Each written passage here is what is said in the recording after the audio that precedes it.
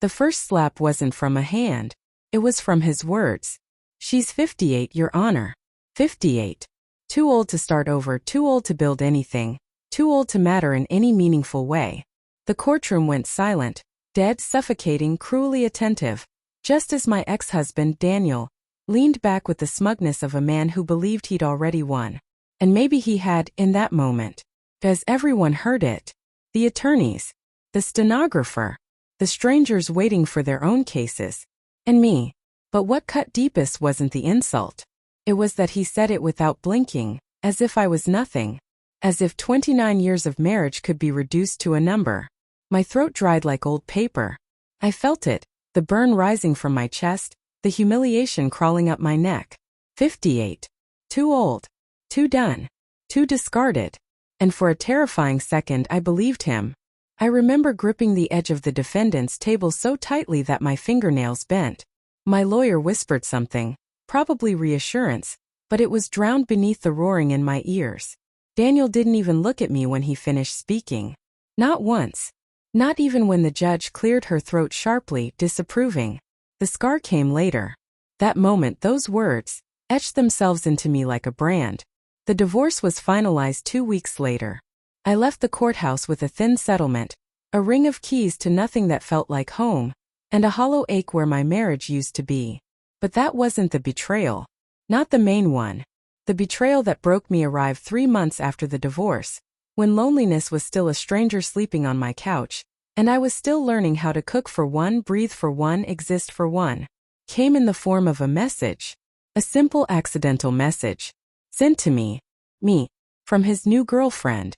A woman half my age. Pretty, polished, effortlessly young. One of those women who seemed born knowing how to stand in perfect lighting. Her name was Alicia. And she had no idea she just pressed send on a picture she meant for him. A picture of her hand wearing my anniversary bracelet. The one I thought I lost years ago. I stared at it, my heartbeat slowing until it became something animalistic, something primal. Something bruised, furious, humiliated. There was a caption, light and playful. "Think she's figured out when you gave this to me?" Face with tears of joy kiss mark. I remember sitting perfectly still in my living room. As if any movement would shatter the fragile, trembling clarity that had descended over me. My marriage hadn't ended in court. It had ended long before. With lies. With secrets.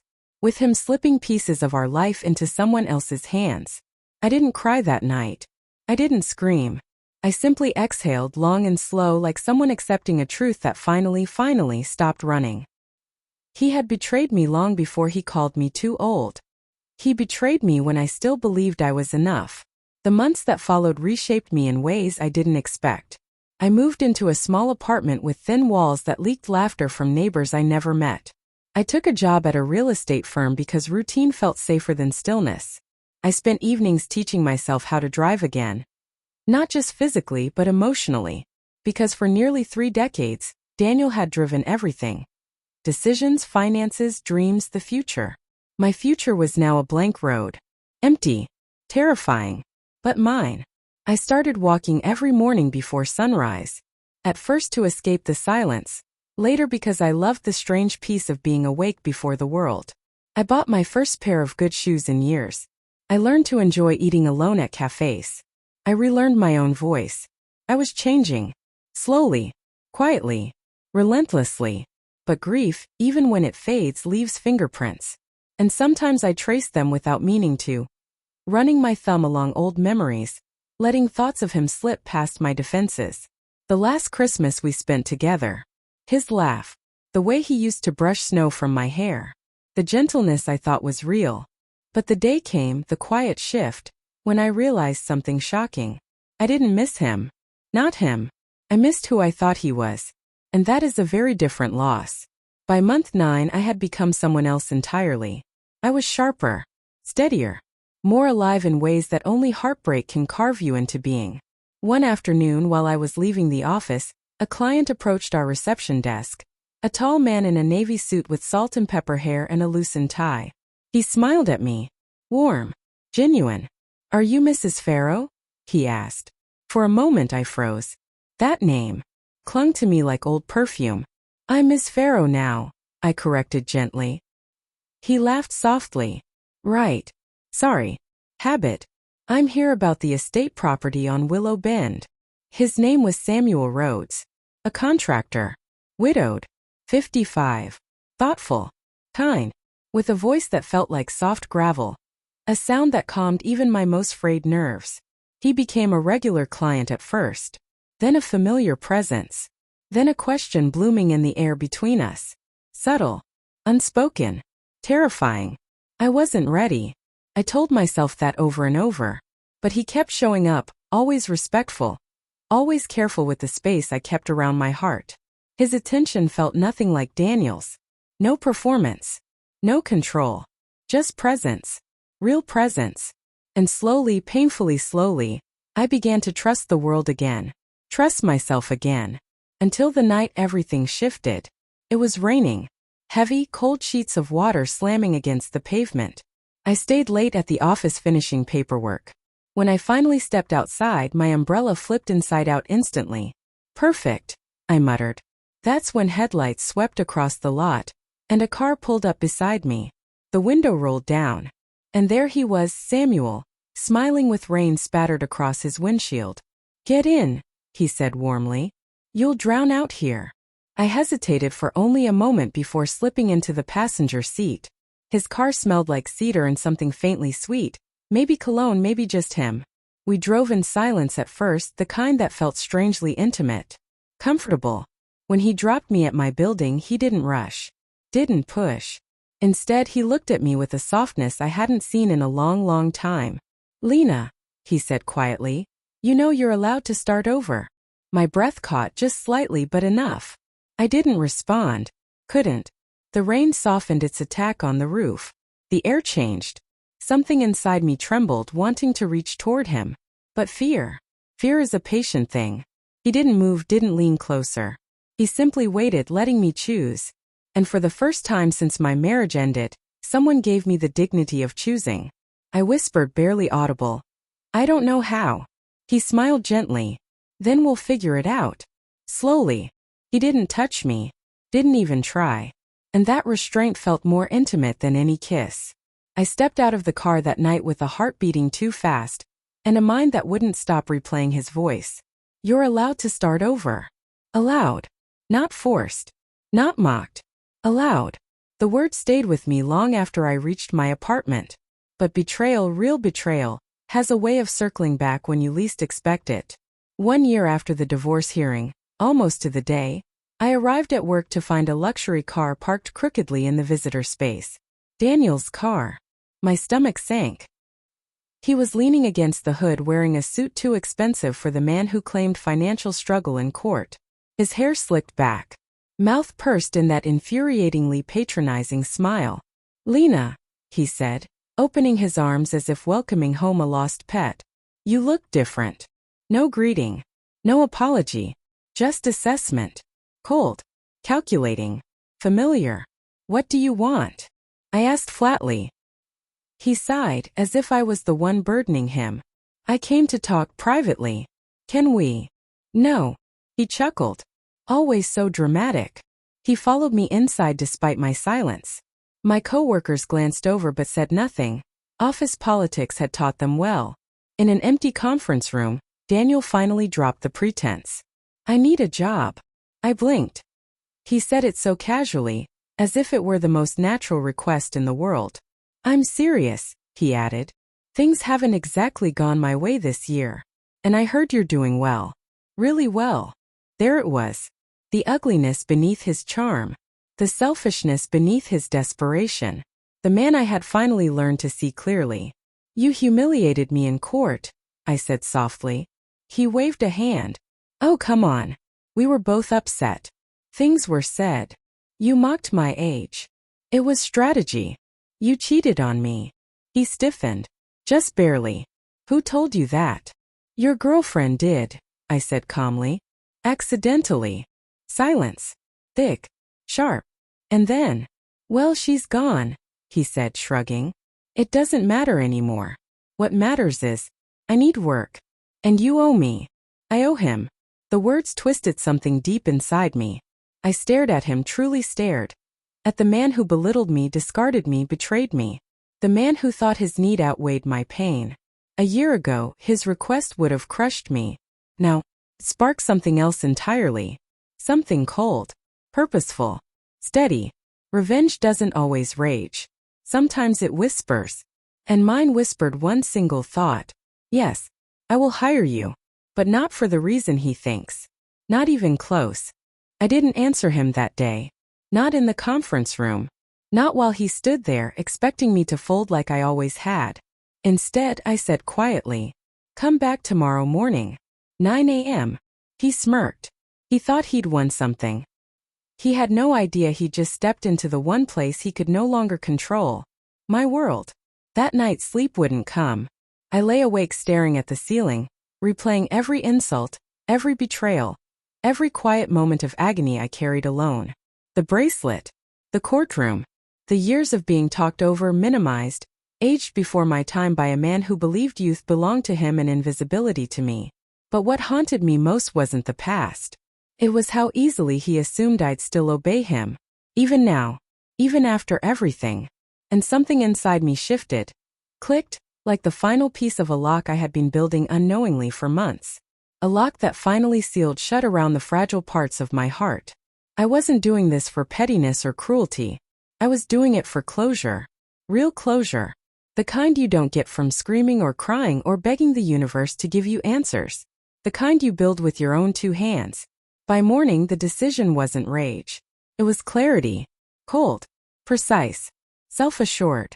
I arrived at the office early, coffee in hand, the quiet hum of the copier warming the air. My colleagues trickled in slowly. Unaware that today, something irreversible was about to begin. At 8:59 he walked in. Daniel. Perfectly dressed. Artificially confident. Still believing he was owed something. He gave me that same condescending smile. Ready to talk terms? Yes, I said. Follow me. I led him down the hall toward the back offices. Past the glittering glass conference rooms. Past the design department. Past the busy realtors who barely looked up. He assumed naturally that I was taking him to a managerial office. Or a consultant room. Or something worthy of the ego he dragged everywhere like luggage. Instead, I opened the door to the lowest corner office. Small dim window facing a dumpster. Walls yellowed slightly with age. His smile faltered. What's this? This, I said, is where you'll work. If you accept the job. He frowned. Doing what? Maintenance? Storage? I'm not. Driving, I said. He blinked. Driving. Correct. The position I'm offering is full-time personal driver. His face twisted, scrubbing through disbelief, insult and something darker. You're joking. I'm not. His voice sharpened. I am not your employee. You came to me for a job, I reminded. This is what's available. He stared at me, eyes narrowing, calculating whether to swallow his pride or cling to it like a man drowning with a stone in his hand. And then, he did the most Daniel thing possible. He chose desperation over dignity. If that's the offer, I'll take it. I didn't smile. I didn't gloat. I simply extended my hand. Welcome aboard.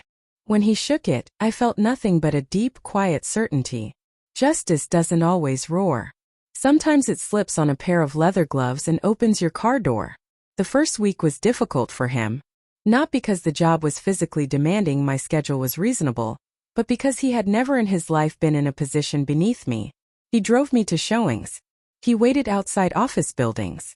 He opened doors, carried bags, stayed silent. And every time he glanced at me through the rearview mirror, I saw resentment there, crackling like static beneath the forced professionalism he wore like a tight collar. He hated it. He hated me. But he needed the paycheck more. And I didn't hate him. Strangely, I pitied him. Because this wasn't about revenge anymore. It was about seeing the truth clearly with no romantic fog, no illusions of who he used to be. When you finally see someone for who they are, the fear they held over you dissolves like salt in warm water. But he didn't know that. Not yet. By week 3 there was a shift. A subtle one. He grew quieter. Less arrogant. More careful. Twice I caught him staring. Not with hostility but with confusion. Maybe even regret. as if he couldn't reconcile the version of me in his memory with the woman sitting in the back seat now. A woman he couldn't intimidate. A woman who didn't shrink. A woman who rebuilt herself without asking for permission. One afternoon as we drove through the city, he finally spoke. "You've changed." I didn't look up from my paperwork. "Yes. You're harsher." "No," I said. "Just clearer." He gripped the steering wheel. "I'm trying, you know." "To do what?" "To fix things." My pen paused. "There's nothing to fix," I said softly. "Our marriage ended long before the divorce." He swallowed hard. His voice cracked almost imperceptibly. "I know.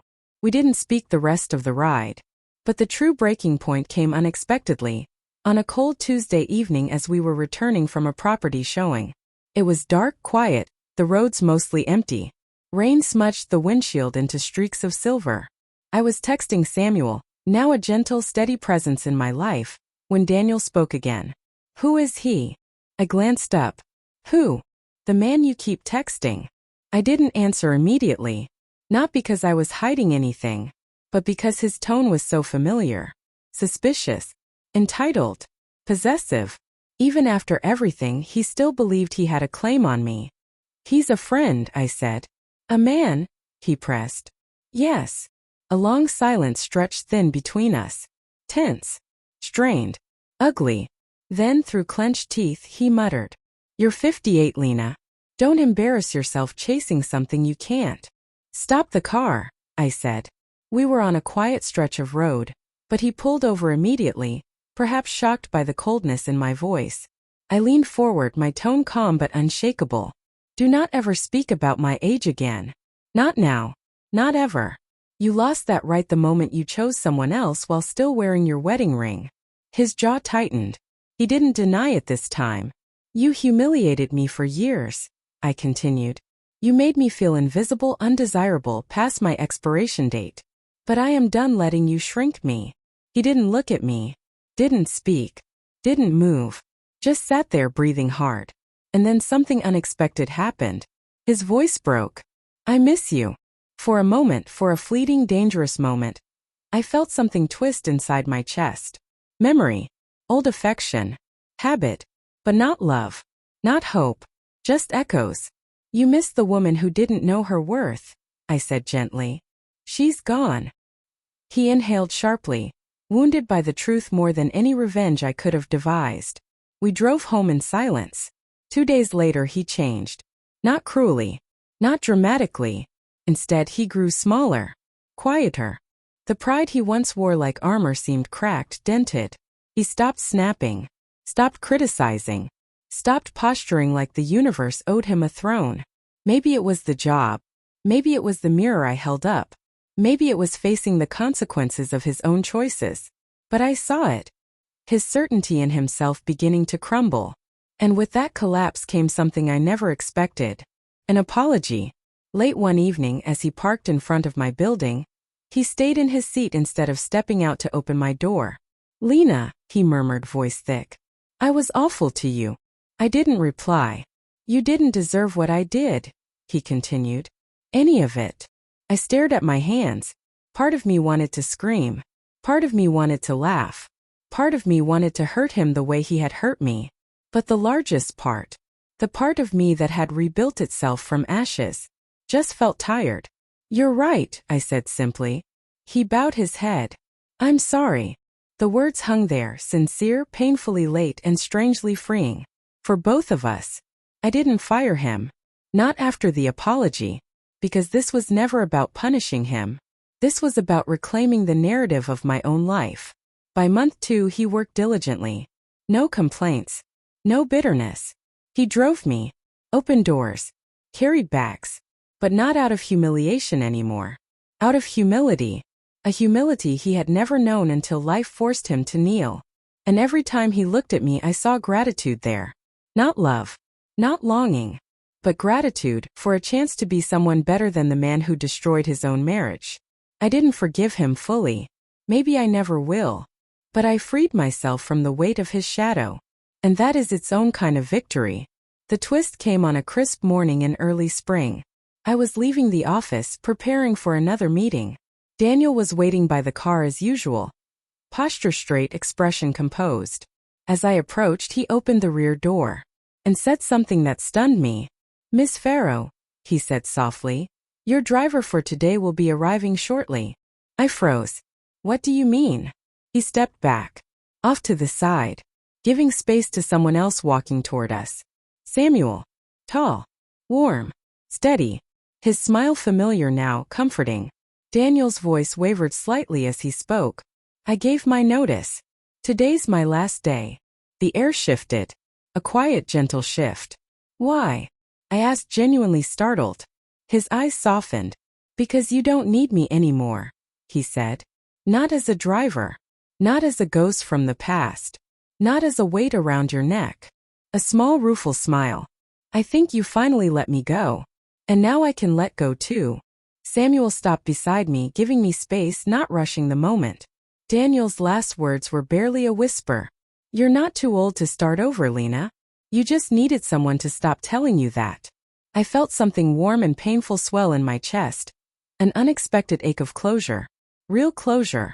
He nodded once, stepped back, and walked away. No drama. No bitterness. Just a man who finally met the consequences of his own choices and accepted them. I turned to Samuel. He offered his hand. "Ready?"